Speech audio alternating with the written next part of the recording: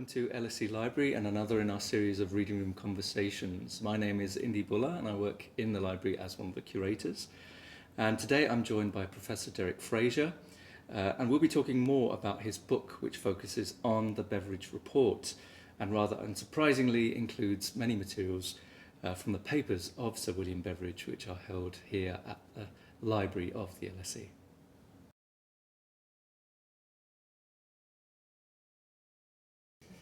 Derek is Emeritus Professor of History at the University of Teesside, where he served as Vice-Chancellor for 11 years.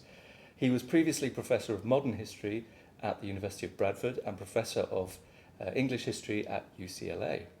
His expertise is in modern British social and urban history, and as I mentioned, he has a new book out called The Beveridge Report, Blueprint for the Welfare State, which was published by Routledge in November 2022.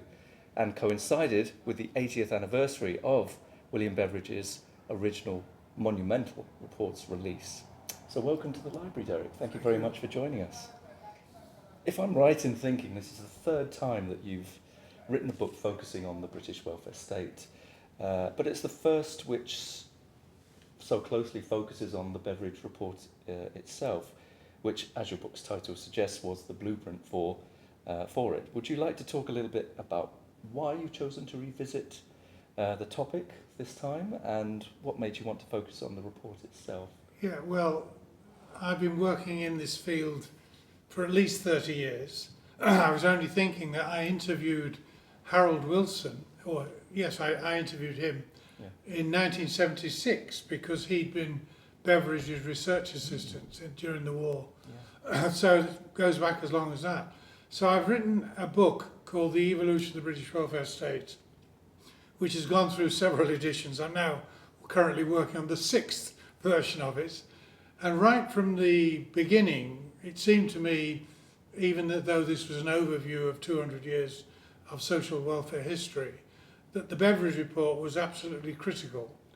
And therefore I decided, I knew it would take a long time, but in the late 70s, early 80s, decided that I would like to work on Beveridge, and eventually it was always my ambition to bring out a book specifically on the Beveridge Report.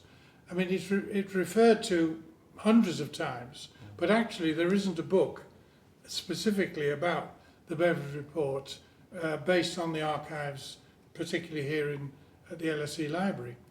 So it's a project that's been going on for many years, and I have to thank you personally and the LSE for inviting me to give a public lecture to mark the 75th anniversary of the Beveridge Report. And in a way that got me back, having done lots of other things besides academic research. That got me back into serious research, so I dredged up all my old notes. I had about 20 box files of notes in my garage, and some of them had got a bit mildew. But anyway, you started me back on it. And then COVID, funnily enough, one of the few positive things to come out of COVID was what I might call the enforced domesticity. Gave me the time to devote myself to it, and I was delighted eventually to have the book. Here it is. Indeed. To be published to coincide with the 80th anniversary in 2022. Yeah, indeed. It's a big anniversary, and we have a copy of the original as well as your new book of the Social Insurance and Allied Services Report by Sir William Beveridge, and it's a fairly hefty. Yes. Hefty. I mean, if I just thumb through it for our viewers, I mean, just looking at it like that, it's very dense. Lots of statistical tables. It runs to 300 pages. And you say, well, yeah, it looks like an official report, often dry as dust, and yet it sold 700,000 copies. It's amazing, in the middle of war, when there were paper shortages, that so many people wanted to buy this report. It was said, and I've seen pictures around the corner here, in Kingsway, which was the HMSO bookshop, people started queuing in the early hours of December the 2nd, 1942, rather like queuing for cup final tickets. And they were queuing, and they sold 70,000 copies in the first morning. And what is remarkable, that a book, a report so dense and detailed should have become a bestseller, but it's all to do with his style, his accessible style, his vivid images, the famous 5 giants on the road to stopping us becoming a welfare state, though he didn't like that term. And he also had what I've also think of as a sort of arithmetic catechism. So it was easy to understand. There were 3 assumptions. Very good, big message. I'm writing this report on the assumption that there will be child allowances, there will be a National Health Service, and there will be full employment. He just didn't say too much about how those would be achieved, because it's a very clever ploy to say, it's obvious, isn't it? These are prerequisites.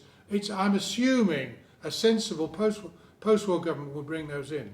And then there were 3 principles, and then there were 6 administrative sides, and then at the end there were sort of 30-odd changes, and these are all put in, and people say, oh, I can see how that's all built up. So it is a remarkable achievement. Somebody said, even though we're talking 1942, and the century, the 20th century, is not yet half over, somebody said in 1942, and I've echoed it in my book, and I agree with it, this is the most important social document of the 20th century. So even though there was half a century still to flow, people were confident that this was very, very significant when it came out in 1942. And it really it laid a huge amount of groundwork, didn't it, for the welfare state as we knew it, as we still just about know it in terms of... It's just about recognisable. Yes, yeah. Setting up the NHS and things like that.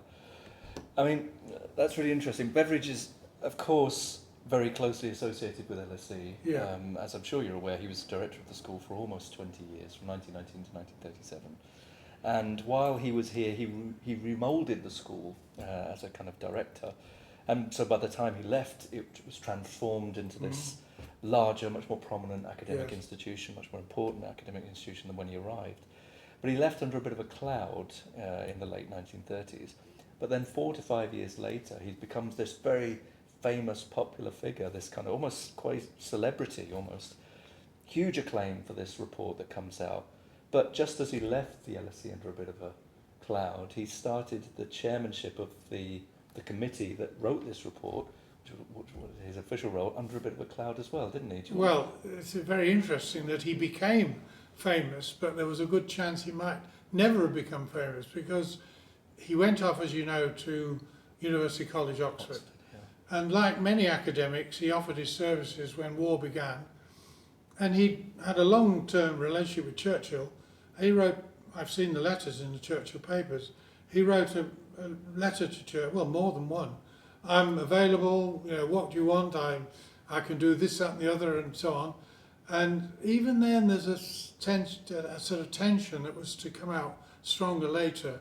And Churchill didn't quite brush him off, but more said, I can't really see what you usefully could do. And he got a bit frustrated, and he wrote to me, well, I'm here and I could do great things and I could help the war effort. And eventually he got into the Ministry of Labour. And Ernest Bevin, who was a trade unionist, had been brought into the government to look after labour, and we had sort of direction of labour, and we had to mobilise the total resource of the country. And Beveridge was an expert on manpower. And so they thought, well, he'd be very good on manpower. And immediately he started having a bit of a contretemps with one of the senior officials. And the thing about Beveridge was he's a brilliant man, incredibly industrious, hard-working, phenomenal output of reports, books and so on. But he lacked, I think today we'd say, he lacked interpersonal skills. So he had a capacity to argue with people, and he would pepper Bevin, who was the minister, with papers, often unrequested. And Bevin really was getting a bit fed up with him. And he'd done a plan of how would you maximise the manpower of the British nation, both military and civilian. And out of this they agreed in the civil service there should be a new post of director, I think it was called Director of Manpower Services, within the Ministry of Labour. and he applied. And he expected to get the job. And he wanted to get the job. And he felt this would give him the scope to make a real contribution to the war effort. And he was passed over. And he was most disappointed. Now Bevin he really got in Bevin's hair, and Bevin wanted some way of getting rid of him. Now separately, in another department, the TUC had been pressing for a report or an inquiry into the shortcomings of the existing insurance scheme that goes right back to Lloyd George in 1911. And it was agreed there ought to be a report, but it was thought, well, this should be a low-key report, just looking at the technicalities. Is there any overlap? Are there any gaps? And one of his colleagues, one of the Labour colleagues, said, have you thought of Beveridge? And immediately Bevin, his face lit up and he said, Bevin, wow, could he do it? Oh, marvellous. And suddenly Bevin, who actually hadn't been very keen on having this committee at all, Bevin told Beveridge that he was leaving to chair this committee of officials, and the story goes that there were tears in his eyes when he was told he wouldn't be able to continue with the manpower work. But it only was a matter of days before he began to see, well, maybe I could do something with this. And he saw the potential in a way that officials didn't. So there were about 10 or 12 different officials representing the different departments with an interest in social security. They scuttled back to their departments and spoke to their minister and said, we've got a problem here. This is supposed to be a neutral, objective report, and he's got all sorts of radical, outlandish ideas, and the government could be committed. And so they had a huddle, the ministers, and in the end they came back, said to Beveridge, I'm terribly sorry, instead of this being an interdepartmental committee where all the officials will agree it's a personal report of you. And so in a way they wanted him to be sidelined. I mean, Bevin hoped we'd never hear from him again. It's so detailed, so arcane. He'd be so bogged down in detail, we'll never hear from him again. And he, with this great imagination he had, and ambition, and foresight, could see that you could make what could have been a very technical, very boring subject, something very dramatic and outrageous. And therefore, although it is an official government report, it's called a command paper, not a white paper, a command paper, it's personal to him. So instead of it just being known as a social insurance report, it's known from day one as the Beveridge Report. So we've, in Beveridge's archive, and amongst his papers, obviously there's plenty which refers to and is about the production of this report and the evidence gathering that went into it as well. And you've chosen a couple of letters from that material which show some of this work about how this report was constructed and devised. And the first is a letter between Beveridge and Norman Chester, who was the secretary of the committee. And I think this is the one that you've chosen to look at. Yes. Just say a word about Chester. He was rather young civil servant, rather like Beveridge, had come into the war service in the war cabinet in the economic section from Manchester. Mm-hmm. He'd been late graduate. He left school at 14. I always think it's amazing that he was able to serve this committee having left school at 14. Great tribute to his assiduity and application.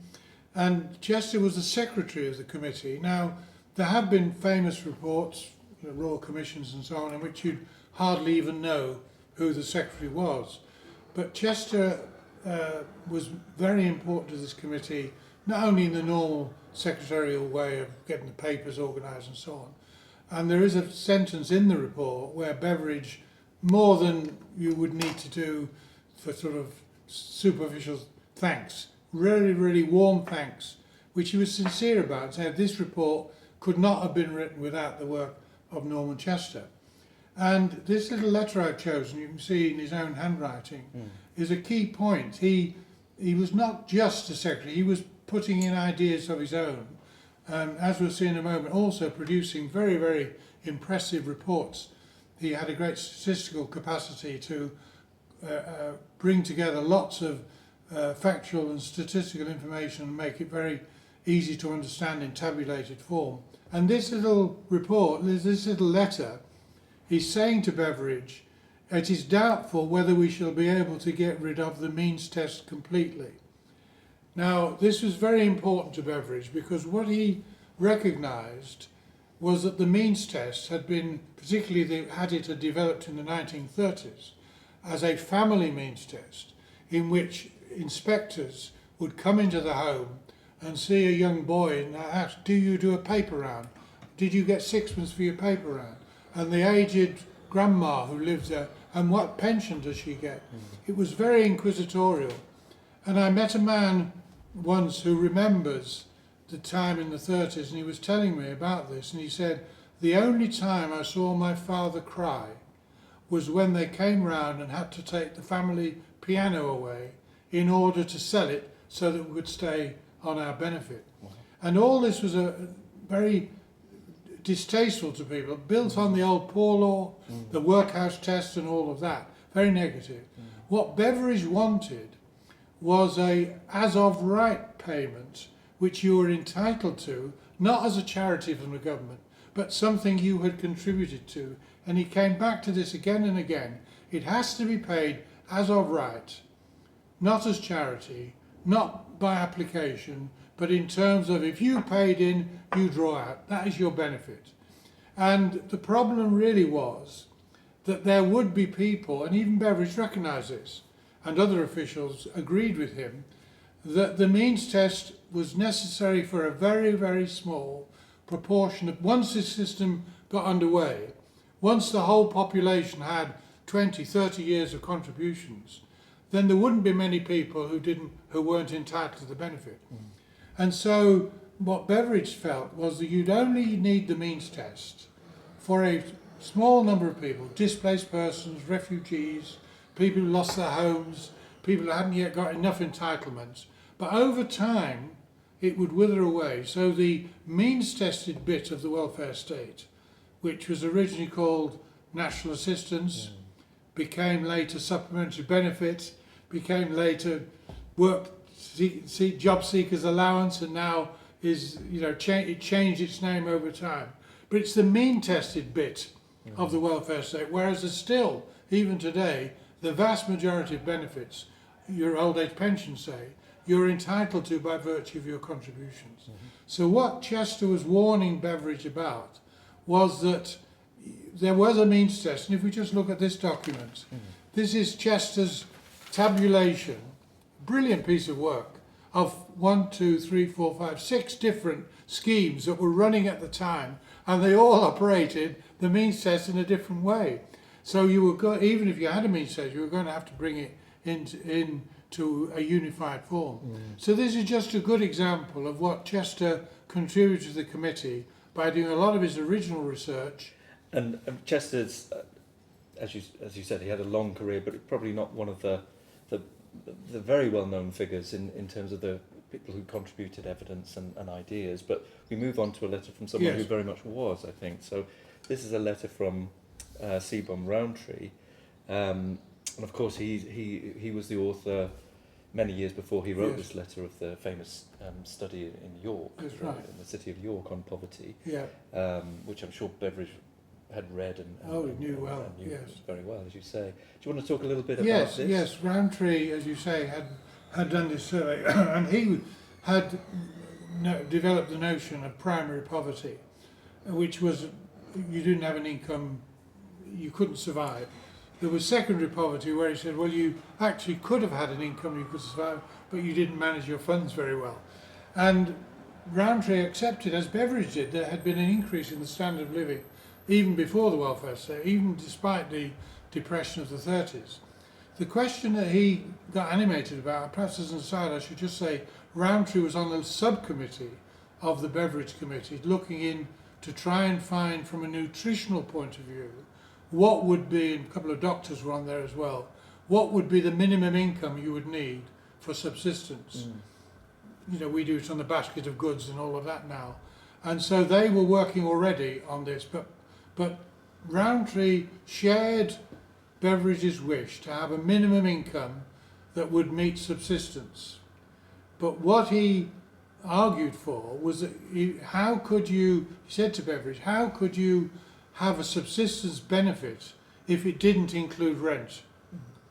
Now Beveridge started his very first paper almost before the committee had got going.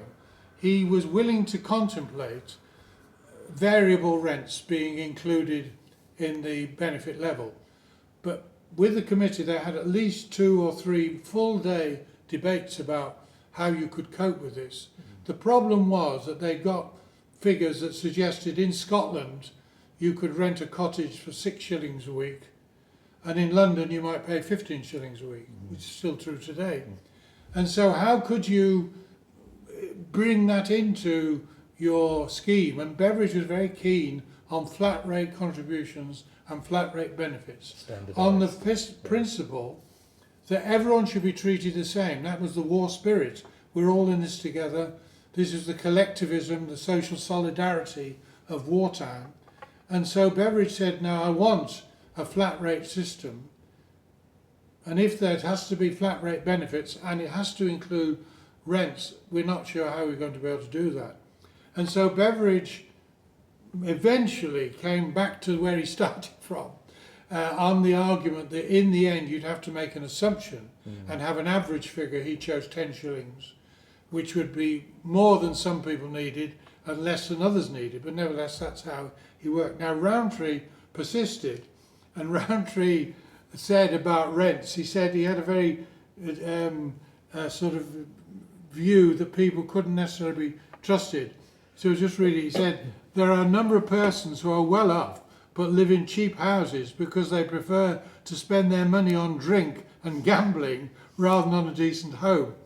But Beveridge replied, which had a very interesting principle. He said, exactly in response to that very letter, he said, it is the essence of insurance benefits that being given as of right, it should not take too detailed account of how the individuals spend their money.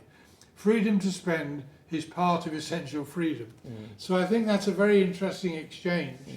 And Rowntree eventually, and his subcommittee, eventually came up with a figure that at 1938 prices would have given you subsistence, and that's the basis on which Beveridge eventually came to his figure of 40 shillings a week for a married couple, pensioners say, which would include a notional allowance of 10 shillings for rent. Correct. And those who paid more than 10 shillings, his solution would be either take out personal insurance or alternatively apply for a means-tested benefit. Interesting. And we've got a couple of examples of promotional material that Beveridge engaged in to obviously promote his report and the benefits that it offered. And the first one is a large poster, which is slightly too large for our desk even, so we'll kind of intersperse an image of it for you there. But it was produced by an agency, I presume to hang it in schools, so that school children or other educational establishments would be able to promote the report itself. It's a fantastic large-scale poster which explains. It was part of a general desire to make, obviously as I said, nearly 700,000 we bought the report, but the press was full of it. He was on the newsreel. There's a very famous, you see it, you can still see it today, Pathy pictorial interview he did. Thank you, Sir William. So he was promoting, I suppose himself, but he was promoting the report. He gave a speech, talk on the BBC on the day the report came out. He was feted and feted. People wanted to speak and so on. But a lot of people felt they should bring out explanations. So I have here G.D.H. Cole, famous social economist and historian, this is the Fabian Society, brought out a short guide, and there were dozens of these. The newspapers brought out, the Daily Herald had a little twopenny supplement and so on. And this poster we've got, a marvellous poster, is part of that, to get people aware of some of the detail, as you saw, you can see there, the 3 assumptions, the different classes of insurance groups, the benefits you get and so on. So that's very important. But one of the paradoxes about the report was that the public enthusiasm, which was massive, was matched, or I suppose in a way, the opposite. The government was very lukewarm. All they did was to say, well, we need to look at it. They set up 2 different committees before they came to declare their hand. It wasn't until February of 43, that's a good 11 weeks after the report was published, before the government, there was a debate in the House of Commons, very famous debate in the House of Commons, about the report. And so the public got the perception, and in a way, a cartoon we're going to see in a moment is an illustration of it, that they were actually, they didn't quite reject the report, but they were certainly not enthusing over it. And there are all sorts of reasons why that was. Complicated issues about whether it was deliverable, was a betrayal of the British people, homes fit for heroes, as Lloyd George had promised, and maybe it wouldn't happen. And there's some antipathy between Churchill and Beveridge. And also Beveridge was actually criticised by many people for, first of all, alleged impropriety in leak. The reason they were accused in Kingsway was that he'd leaked it. So people knew something big was coming. And it was felt he'd behaved improperly because he's a civil servant, though albeit temporary, nevertheless a civil servant. He behaved improperly, and then immediately after, he's on the telly, he's on the film, and people see him in the newsreel, people hear him on the radio, he's in every magazine you look at, he's in the Sunday papers, and he's promoting the report. And some people felt that was somewhat improper. He'd made his report, now he should leave it. And so a body was created, coming out of the Fabian stable really, a pressure group body called the Social Security League. We're going to see a couple of things. In fact, you've got a poster here, haven't you? Poster, yeah. The Social Security League was a pressure group, rather like the old Anti-Corn Law League. And they had one purpose, which was to get Beveridge onto the statute book.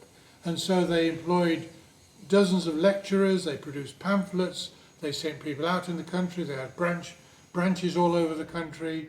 They got off it was in the spring of 43, worried that the government were going to sideline the report.